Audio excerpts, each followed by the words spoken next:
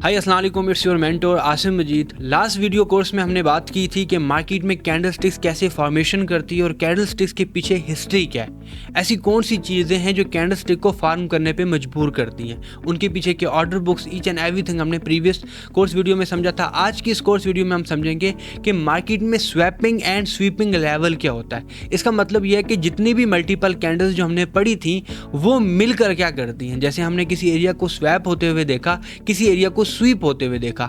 इस video course में हम ये समझेंगे कि स्वैपिंग और स्वीपिंग अपना काम कैसे दिखाती हैं और उनकी बेसिस पे हमारे पास कुछ लेवल फॉर्मेशन होती है। उन सब को आज की इस वीडियो में समझेंगे। तो आप लोगों ने कंप्लीटली कोशिश करनी है, जो स्टेप मैं पढ़ाऊं उसको साथ साथ आप लोगों ने नोट डाउन करना है, चाहे आप जब भी ये कोर्स वीडियो देख रहे हैं। अच्छा जी, सबसे पहले टर्म स्वैपिंग का मतलब क्या है, किसी चीज़ के स्वैप होने का क्या मतलब है, किसी चीज़ के स्वीप होने का क्या मतलब है। जैसे मैंने कल आप लोगों को एक प्रीवियस क्लास में हमने पढ़ा था कि स्वैप और स्वीप होता क्या है। हमने जैसे यहाँ पर एक चीज़ देखी कि अगर कोई एक ऐसा एरिया बनता है, लाइक ये जैसे मैंने आपके सामने दो पिलर्स बनाए हैं, ये मेरे सामने पिलर्स हैं और उसके ऊपर एक छत है। अब जो ये छत है ना मेरे पास, ये काम कर रही है एक स्वैप होने का। मतलब ये कि ये हाईएस्ट प्राइस हो सकती है कि जिस प्राइस तक मार्केट जाए।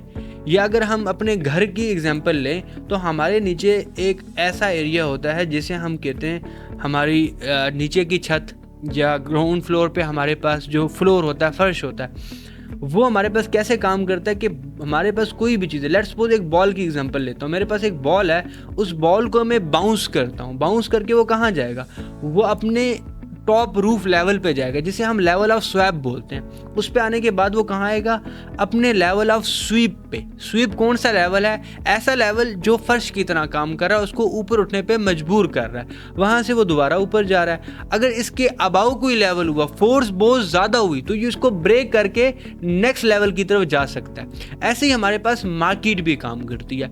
मार्केट में स्वैप वो लेवल होता है जो high level of the market होता है, या जहाँ पे सेलिंग हो रही होती है, उसको हम लेवल ऑफ स्वैप बोलते हैं। जिस लेवल पे बाइंग होती है उसको हम स्वीप बोलते हैं। मीन कि ये जितना भी एरिया इसको हम स्वीप बोलेंगे। लास्ट वीडियो कोर्स में हमने पढ़ा था लिक्विडिटी कॉन्सेप्ट। तो वो लिक्विडिटी कॉन्सेप्ट यही है कि जो लिक्विडिटी यहाँ पर आ रही है उसको यहाँ पे बायर्स बाय कर रहे हैं, उसकी वजह से मार्केट ऊपर जा रही है।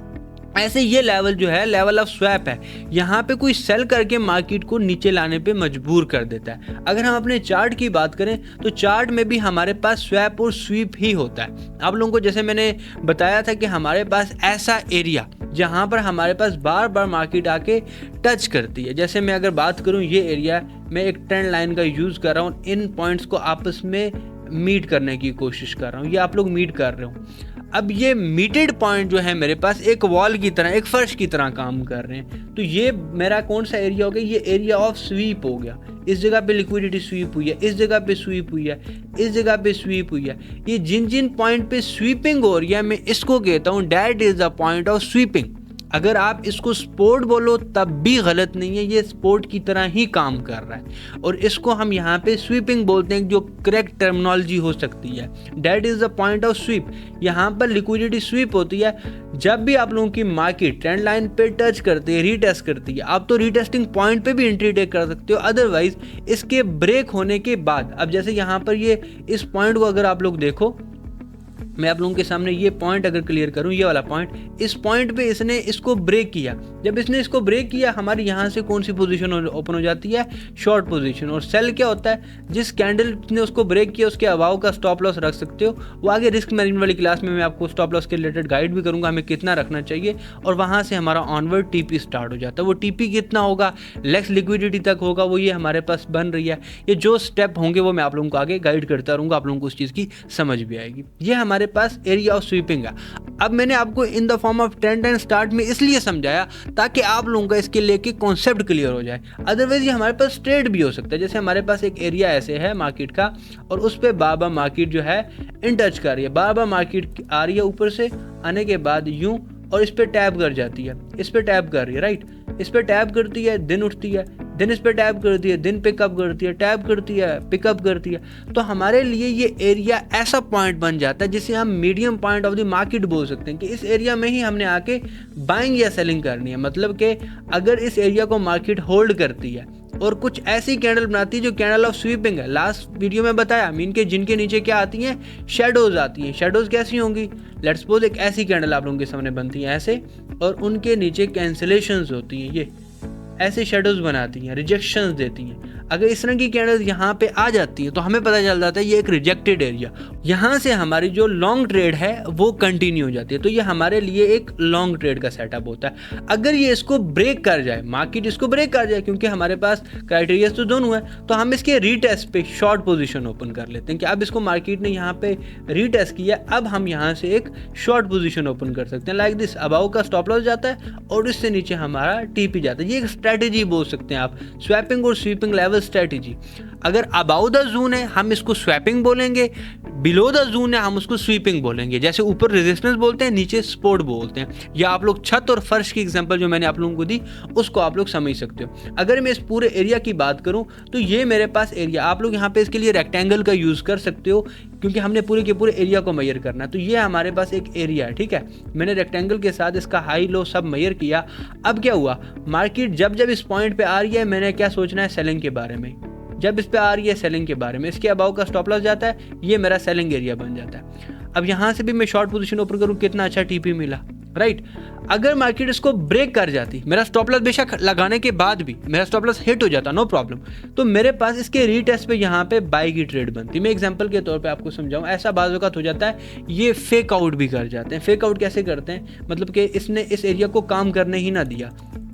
जैसे मैं आपके सामने यहाँ पर अभी मैंने ये एरिया बनाया आपके सामने, और ऐसे ये एरिया चल रहा था और आगे आके इस जगह पे इसने इस पे आया और यहाँ पर आके इसने फेक आउट कर दिया। अगर किसी ने यहाँ से, वैसे रिजेक्शन कैंडल कोई आई नहीं है तो यहाँ पे सेलिंग बन ही नहीं सकती, मान लिया किसी ने ले भी ली तो उसका इसके अबाव का स्टॉप लॉस बनेगा, राइट। उसका stop loss let's suppose Hunt हो गया। अब नेक्स्ट वो किसके बारे में सोचेगा कि कॉन्सेप्ट के अकॉर्डिंगली हमने यहाँ से बाइंग करनी चाहिए, राइट। तो वो क्या करेगा, जैसे यहाँ पे बाइंग के बारे में सोचेगा, उसने क्या देखना, रीटेस्ट हो कि ये ऊपर आया है, नहीं आया। अगर हम रीटेस्ट की बात करें, ये एक फेक आउट था, इस जगह पे तो एक फेक आउट हुआ है, रीटेस्ट किया ही नहीं है इसने, ये नीचे आके रीटेस्ट हुआ, नीचे इसके अबाव। अगर इसके ऊपर आके रीटेस्ट करता तो हम यहाँ पे बाइंग के बारे में सोचते, बट ऐसा कुछ नहीं हुआ। इट्स मीन डैट ये एक रिजेक्शन जो है ये फेक आउट हुआ है। तो मार्केट में फेक आउट्स होंगे, कोई भी कॉन्सेप्ट जो आप लोगों को यहाँ पे पढ़ाया जाएगा उसकी 100% एक्यूरेसी नहीं हो सकती। तो उसको यहाँ पे समझने के लिए आप लोगों को रिस्क मैनेजमेंट की जरूरत पड़ती है, जो होता है पावर ऑफ स्टॉप लॉस। आप लोगों ने स्टॉप लॉस लाजमी लगाना होता है। तो ऐसे हमारे पास स्वैपिंग और स्वीपिंग लेवल काम करते हैं। अगर मैं बात करूं, जैसे मेरे पास ये है, आप लोगों को ज़्यादातर ना ये ट्रेंड लाइन में अच्छे मिलेंगे। आप चैनल का यूज़ कर सकते हो, ट्रेंड लाइन का यूज़ कर सकते हो। अदरवाइज हमारे पास रेक्टेंगल का एक और टाइप आता है, रोटेटेड रेक्टेंगल, आप इसका भी यूज़ कर सकते हो। मैं ज़्यादा चैनल्स का यूज़ करता हूँ ताकि हमारी जो विक्स हैं वो भी मैच कर जाएं। जैसे मेरे पास ये एरिया है, तो ये पूरे का पूरा एरिया मेरे लिए क्या काम कर रहा है। अगर मैं इस पूरे एरिया की बात करूँ यहाँ पर, तो ये पूरे का पूरा एरिया मेरे लिए एज ए स्वैपिंग लेवल काम कर रहा था। मार्केट आ रही है, tap tap tap, reject reject reject reject, proper rejection. जब मार्केट ने इसको ब्रेक किया मेरे लिए पोजीशन ओपन होगी। यहाँ पर अगर मिस होगी तो इसने रीटेस्ट दिया है, फिर मेरे लिए पोजीशन ओपन होगी। तो अच्छा खासा यहाँ पे इस जगह का स्टॉप लॉस बने, यहाँ तक का टीपी बनता है आराम से, राइट। तो ये हमारे पास टोटल कंडीशन बन जाती है। ऐसे ही यहाँ पे आगे आके आपके पास एक लेवल ऑफ स्वैपिंग बन जाता है, उसमें सप्लाई एंड डिमांड के कॉन्सेप्ट्स आते हैं, वो आगे जाके हम सीखेंगे। आई होप डेट आपको ये समझ आ गई होगी कि एरिया ऑफ स्वैपिंग और स्वीपिंग का मतलब क्या है। अगर मैं क्लियरली बताऊँ तो हमारे पास ऐसे दो लेवल्स होंगे। अपर लेवल को हम एरिया ऑफ स्वैपिंग बोलेंगे, मैं यहाँ पे टैप भी कर देता हूँ और मैं होप करता हूँ कि हमारे जो एडिटर हैं वो यहाँ पे आप लोगों के लिए लिख भी देंगे। ये हमारे लिए स्वैपिंग है और ये हमारे लिए नीचे स्वीपिंग है।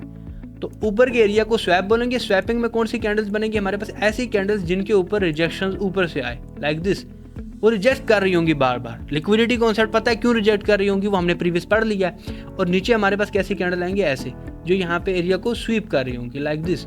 और नीचे से हमारे पास ऐसे रिजेक्शंस आ रही होंगी।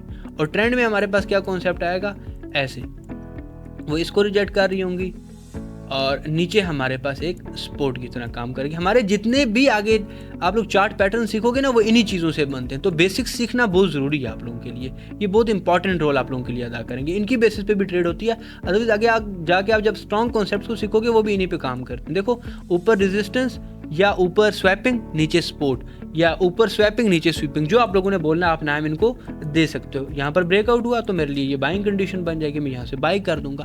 तो इस तरह मार्केट हमारे पास काम करती है और ये हमारे पास स्वैपिंग और स्वीपिंग लेवल होते हैं और मार्केट में ये बहुत बढ़िया तरीके से काम करते हैं। देखो ट्रेडिंग में आप लोग कोई भी कॉन्सेप्ट यहाँ पे सीख लो, वो तब तक आप लोगों के लिए काम नहीं करेगा जब तक आप लोग उसे बैक टेस्ट ना करो। तो कोशिश करनी है आप लोगों ने अपने रजिस्टर उठा लेने हैं और उनको बैक टेस्ट करना स्टार्ट कर देना है। उसके बाद अपने चार्ट्स खोलने हैं, चार्ट्स के बाद आप लोग इसको ट्रेडिंग व्यू पे कर सकते हो, गो चार्टिंग पे कर सकते हो, डिफरेंट टूल्स हैं, वहाँ पर जाके आप इनको बैक टेस्ट करो।